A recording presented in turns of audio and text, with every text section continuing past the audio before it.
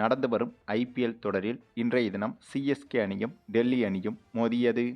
ஏற்கனவே இந்த ஐபிஎல் சீசனை பொறுத்தவரையில் ஆரம்பத்தில் சில தோல்விகளை அடைந்தாலும் அதன் பிறகு வெற்றி முகத்தில் திரும்பியது சிஎஸ்கே அணி. ஆனாலும் கூட வெற்றி முகத்திற்கு திரும்பிய பிறகும் அவ்வப்போது ஒரு சில தோல்விகளையும் இடையிடையே கண்டு வந்தது. ஆனாலும் தேவையான வெற்றிகளை இடையிடையே சிஎஸ்கே அணி பெற்றும் வந்தது. அதுவும் கடைசியாக மும்பை அணியை வீழ்த்தி சிஎஸ்கே அணி புதிய உத்வேகத்தை பெற்றது. இந்த சீசனில் மட்டும் 2 முறை மும்பை அணியோடு மோதி 2 முறையும் மும்பை அணியை வீழ்த்தியிருக்கிறது சிஎஸ்கே. ஆகவே இதுவே சிஎஸ்கே அணிக்கு மிகப்பெரிய பாசிட்டிவாக மாறியது. அதுவும் கடந்த கடைசி போட்டியில் சிஎஸ்கே அணி மும்பை அணியை வீழ்த்திய விதம் என்பது சிஎஸ்கே அணிக்கு மிகப்பெரிய நம்பிக்கையை கொடுத்தது. அதனைத் தொடர்ந்து இன்றைய தினம் டெல்லி அணிக்கு எதிராக களமிறங்கியது சிஎஸ்கே. அதுவும் டெல்லி அணியின் ஹோம் கிரவுண்டில் வைத்து இந்த போட்டி நடைபெற்றது. இதனால் இந்த போட்டியில் சிஎஸ்கே அணி வெற்றி பெறுவதற்கு வாய்ப்புகள் என்பது குறைவாகவே இருந்தது. பின்னர் இந்த போட்டி தொடங்கி டாஸை வென்ற டெல்லி அணி முதலில் பேட்டிங் செய்வதாக முடிவெடுத்தது. பின்னர் பேட்டிங் செய்ய களமிறங்கிய டெல்லி அணியை பொறுத்தவரையில் ஆரம்பமே அதிரடியாகத்தான் தொடங்கியது. ஆனால் 4வது ஓவரில் நம்முடைய முகேஷ் சௌத்ரி சிறப்பாக பந்து வீசி டெல்லி அணியின் முதல் விக்கெட்டை வீழ்த்தியிருந்தார். அந்த ஒரு விக்கெட்டுக்கு பிறகு தொடர்ச்சியாக டெல்லி அணி பேட்ஸ்மேன்கள் மிகப்பெரிய பின்னடைவை சந்தித்தனர். அதற்கு மிக முக்கிய காரணம் நம்முடைய சிஎஸ்கே அணியின் பந்து வீச்சுதாங்க. மேலும் இந்த போட்டியில் சிஎஸ்கே அணியின் அனைத்து பவுலர்களும் சிறப்பாக செயல்பட்டிருந்தனர். நூர் அகமது அதிகபட்சமாக 2 விக்கெட்டுகளை வீழ்த்தியிருந்தாலும் இவரை காட்டிலும் சிறப்பாக பந்து வீசியது சிஎஸ்கே பவுலர் அகில் ஹுசேன் என்பவரை சொல்லலாம். இவர் 4 ஓவர்கள் வீசி வெறும் 19 ரன்கள் மட்டுமே கொடுத்து ஒரு விக்கெட்டையும் வீழ்த்தியிருந்தார். ஆகவே இந்தளவுக்கு சிறப்பாக பந்து வீசியதால் ஒரு கட்டத்தில் தட்டு தடுமாறி வந்த டெல்லி அணி 20 ஓவர்கள் முடிவில் 7 விக்கெட்டை இழந்து 155 ரன்கள் எடுத்திருந்தது. இந்த இலக்கு என்பது சிஎஸ்கே அணிக்கு மிகவும் குறைவான இலக்குதான்.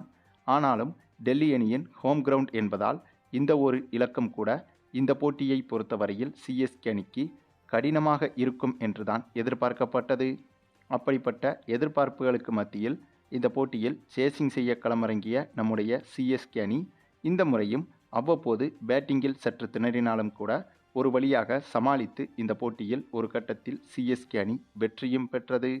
அதாவது சிஎஸ்கே அணியின் சமீபத்திய ஆட்டங்களை எடுத்துக்கொண்டால் பேட்டிங்கில் சிறப்பாக இருக்கும்போது பந்து வீச்சில் சொதப்பிவிடும், பந்து வீச்சில் சிறப்பாக இருக்கும்போது பேட்டிங்கில் சொதப்பிவிடும். அதாவது சிஎஸ்கே அணி தோல்வியடையும் போட்டிகளில் இப்படியாக சிஎஸ்கே அணியின் செயல்பாடுகள் தொடர்ச்சியாக மாறி மாறி இருந்தது. ஆனால் இந்த போட்டியை பொறுத்தவரையிலும் பந்து வீச்சில் மிக சிறப்பாக செயல்பட்ட சிஎஸ்கே அணி பேட்டிங்கிலும் ஓரளவுக்கு சிறப்பாக செயல்பட்டது என்றுதான் சொல்ல வேண்டும். மேலும் சிஎஸ்கே அணியின் இந்த ஒரு வெற்றி என்பது சிஎஸ்கே அணிக்கு புள்ளிப்பட்டியலில் மிகப்பெரிய வாய்ப்பை உருவாக்கி கொடுத்திருக்கிறது.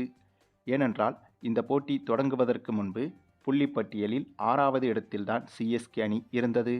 ஆனால் இந்த போட்டியில் வெற்றி பெற்ற பிறகும் கூட அதே இடத்தில்தான் இப்போதும் தொடர்கிறது. ஆனாலும் சிஎஸ்கே அணி இந்த போட்டியில் வெற்றி பெற்றதால் சிஎஸ்கே அணிக்கு கிடைத்த மிக முக்கிய லாபம் என்னவென்றால் சிஎஸ்கே அணி ரன் ரேட்டில் எகிரியுள்ளது.